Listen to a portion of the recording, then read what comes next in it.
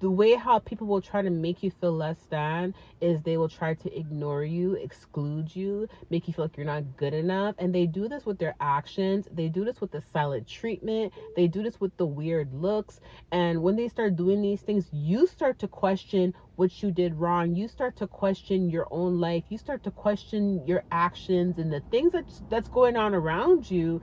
And then you start to become insecure. And then your confidence level through Christ, the confidence level drops. And then once the confidence level drops, you're no longer operating through light. You're no longer operating through your anointing. Instead, it's almost like you're dimming your light. You're going under a table and you're hiding your light now because you feel insecure. You feel less confidence now because someone that you looked up to doesn't see you in a good light, doesn't love you, doesn't treat you good anymore. And because you have so much respect for this person, you start to think to yourself, well, if they're treating me this way, maybe there's something wrong with me. Maybe I did something wrong. Maybe I'm not a good person. And because you hold them to such high regards and their opinion about you mattered in that moment because you saw them as like a mother figure or a father figure, then what happens is you start to believe that the way you are being treated is valid.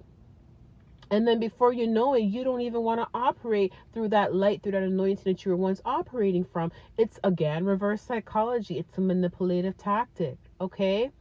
So, because even, you have to understand, even David was hurt.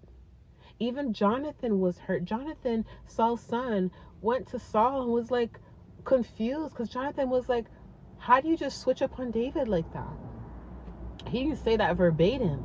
But what he said was, what did David do to you for you to be treating him this way?